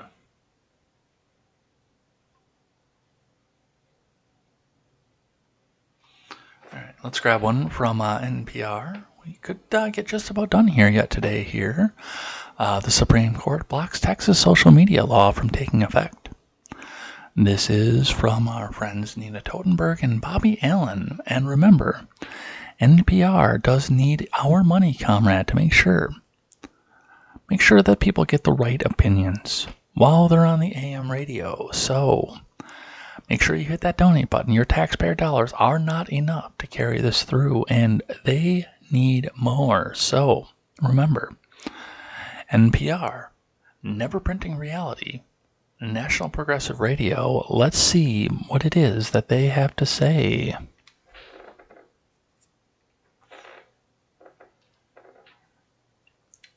The U.S. Supreme Court on Tuesday blocked a Texas social media law from taking effect that intended to punish online platforms for removing political speech. The vote was 5-4, with the court's 3 most conservative justices filing a written dissent that would have allowed Texas law to start. In a surprise move, Elena Kagan joined the dissent, but she did not explain her rationale. The Texas law bars Instagram, Facebook, and Twitter, and other popular social media sites from blocking content based on viewpoint. Greg Abbott maintained that the law was a justifiable response to the dangerous movement by social media companies to silence conservative viewpoints and ideas. A federal district court temporarily halted state officials from enforcing the law, saying it likely violates the First Amendment, but a divided panel of the 5th U.S. Circuit Court of Appeals allowed the enforcement to proceed. Big tech interest groups NetChoice and the Computer Communications Industry Association filed an emergency request to block the law after a U.S. Court of Appeals for the 5th Circuit overturned a lower court ruling that enjoined it from taking effect. The groups argued the law would force tech platforms to leave up everything from Russian propaganda to neo-Nazi and Ku Klux Klan screeds. The groups maintained that the Constitution to protect their right to manage the platform content just as it protects a newspaper's publication decisions. I think they should. And I think they should see if those things get ratioed as bad as left-wing opinions do. But one of the big problems, number one, is that they're putting the thumb on the scale to everything else. And that's why Texas tried to put this law into place. I do believe that the problem that I have with this is there's the private company aspect to that, where they should be able to moderate their own content and platforms, just like we moderate the content that comes in through the live chat here, which you guys do awesome for. I will say that, all of you who are mods, give the little leftoids that come in enough leash to hang themselves with, enough rope to hang themselves with, and let them go until they come out to the point that they're insulting. I like that. But that's how we moderate over here. Other users don't moderate in that way, and that's their ability to do so. The problem is that I don't platform government services in our chat, which means these companies, when they remove speech, also go out and ban the users who put this violent speech up, denying them from government services who use these platforms, Twitter, Facebook. They get Twitter banned. They can't go in. They can't see. They can't activate. That's the problem that I have with this, and the fact that this is because they're using government services and giving the people access to the politicians, the people that they voted for. I understand why this law was put into place. And these companies are becoming less and less private as they platform more and more government services and get more and more government handouts for platforming government services. I think Texas actually went the right direction off of this. At least for the big ones. But like for a small one that doesn't have government services on it, that's a different story.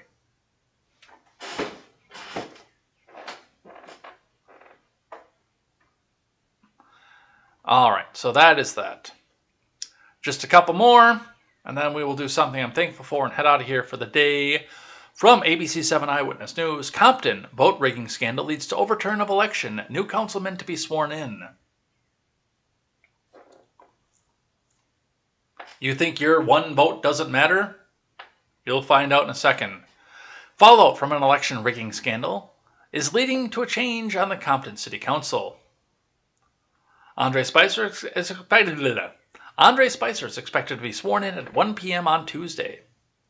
He'll take office after a judge overturned election results from last year, in which he lost by 1 vote to two-term councilman Isaac Galvin. The judge determined 4 of the votes cast in the election were by people who didn't live in the council district. With those 4 disqualified, Spicer is now the winner. 1 vote.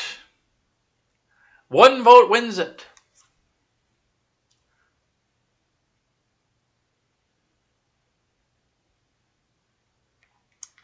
Actually 4 votes, but still. Like, especially in your local races. Now, in the sea of honkety-honk that you're going to see as we go on, as we go into the midterms, the next presidential election, etc., in the sea of that, your 1 vote might not make a difference.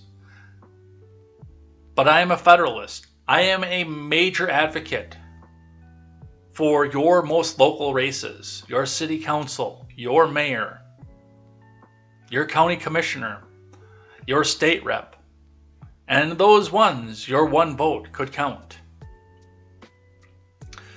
If you want to boycott the presidential election, for God's sakes, go do it. I almost did last year. I only changed my mind at the literally 11:59 minute that I was going to vote. I was going to leave the top of the line, the top of the ticket blank. I wasn't going to vote for either one of those assholes because they both suck balls. We've got a corrupt, lifelong Democrat politician who's being controlled by puppeteers. Or we've got an orange spending spree who's never seen a spending bill that he didn't like.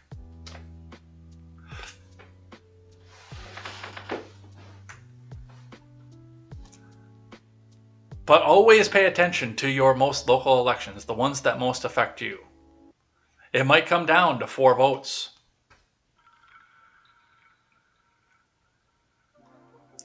And the last one, and this isn't the thing that I'm thankful for today, but it's right up there. Body of baby found buried in backyard during sexual assault investigation in Texas. And that means that somebody can actually have some closure that it doesn't look like that person actually would have had before. From KCBD staff and Gray News staff. The body of a baby was found buried in the backyard of a home in northwest Lubbock Tuesday morning during the investigation of an ongoing sexual assault of a minor. Lubbock police say the investigation into the sexual assault started Monday when they received the report just before 11:30 a.m. During the investigation, officers learned the body of a baby was buried in the backyard of a home at the 1100 block of North Belmont Avenue. The LPD Metro unit took over the investigation and began searching the backyard for human remains. The search continued to the next morning when the remains were found around 9 a.m. During the investigation, Lubbock police obtained an arrest warrant for aggravated sexual assault on a suspect in the case. Police tried to find the suspect throughout the day Tuesday to serve the warrant. Before police could find him, the LPD Communications Center received a call for service to help EMS at a home in southwest Lubbock on the 5500 block of 111th Street. Emergency personnel found the suspect dead from a self-inflicted gunshot wound. Lubbock police have not released the name of the suspect. The investigation is ongoing.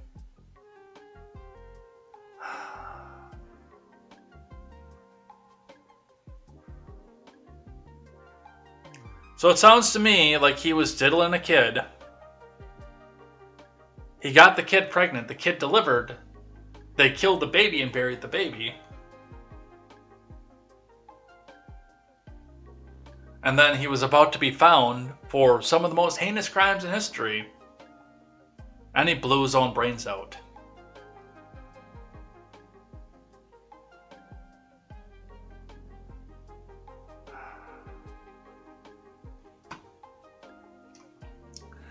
That's my initial take on the subject.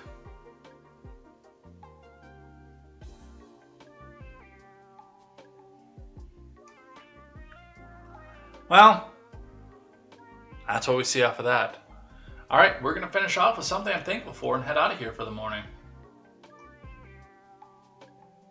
So, as most of you who are paying attention to this channel, have been paying attention to this channel for a while know, every Monday night, up until 2 nights ago, I have put on a show for 3 years with a discussion, usually with a guest, but for 2 brief interim periods, I had a regular co-host.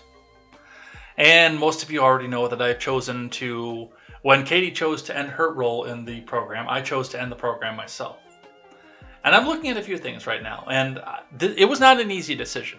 In fact, I mean, yesterday, last night, when I got home from work, when I would have immediately come home, cooked my dinner, wondered if I had time to cook and meal prep breakfast after that, my first immediate thought was, well, am I going to have time to get everything from this morning's contemporary over into the document for KTZed Redemption? Then I remembered, I don't have to do that anymore. This was the right time to do this, especially seeing 450 gas. I need the time, and that was the justification when I chose to end the Monday night program. Is that I do need to take some time, even if it only goes away temporarily, I do need to take some time and steal up a few things in my life. Because, well, with the inflation being 8.5% for as long as it has been, I have gone from being a solid middle classer back to a lower class because of that. And I'm not going to go through the same thing that I went through in 2008. Bouncing around jobs every 90 days so they don't have to pay benefits. Wondering where my next meal was going to come to, and possibly being homeless. So I'm going to take some time over the next few weeks and try to steal up a few things in my life with that. But I am thankful, and this is what I'm thankful for, is the memories off of this and the wonderful people that I've had the opportunity to meet over the years. People who have different views from me, people who have the same views as me. People who have had some very interesting outlooks onto the world. When I first sat down with John for the first time, there was no way that I could sit here and do this either. Sit here and improvise and do this off the cuff. Like, I read the article, but most of the time I haven't read the article before, so I am reacting with this at the same time you are, and being as knowledgeable as I can. And sometimes I get it wrong, and I admit it when I get it wrong. Like when we found out that Sandy Hook got bulldozed. I didn't realize that Sandy Hook had been bulldozed.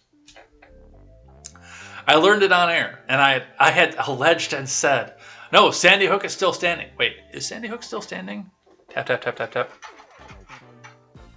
Oh, no, they bulldozed Sandy Hook and put a new building up in its place. So,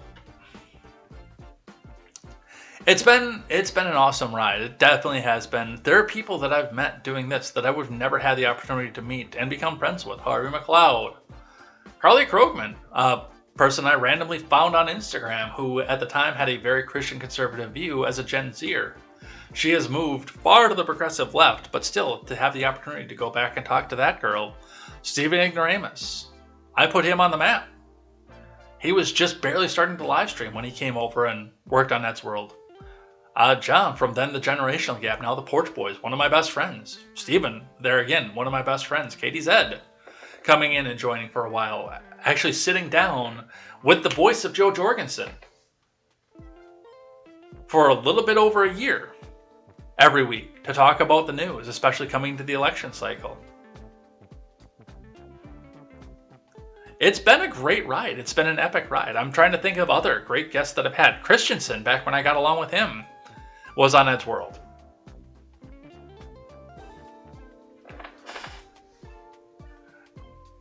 I don't regret what I did for Monday night forever.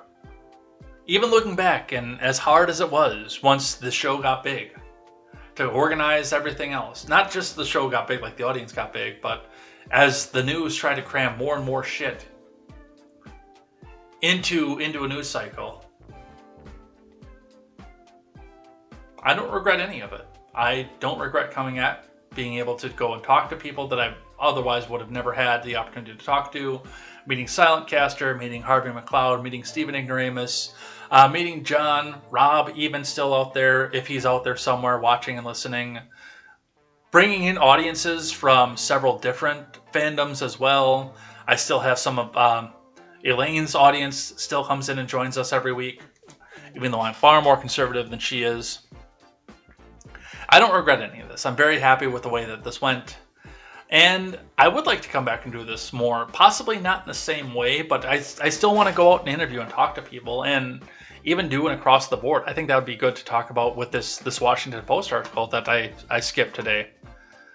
Opinion. Are millennials leftists turning into right-wingers? And of course, that's an evil thing because it's coming from the Washington Post, but let's actually talk to some millennials, get some people on here and talk about this.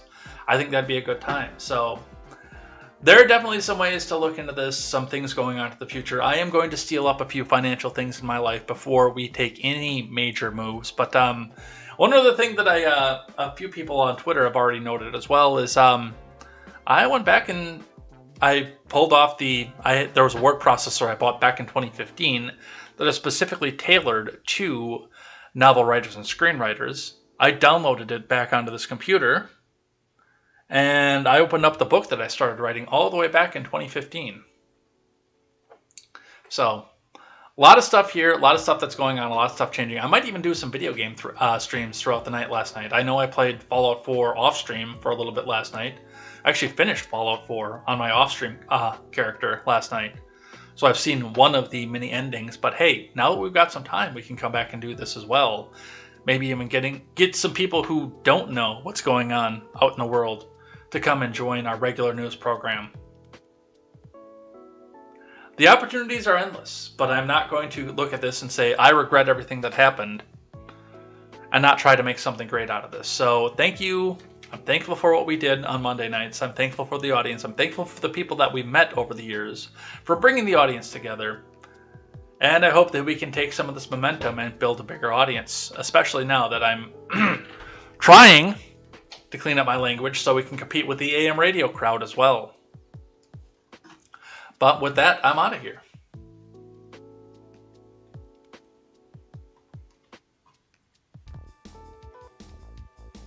And thanks everybody who came by and chatted in the live chat, everybody who came and hung out here in the morning.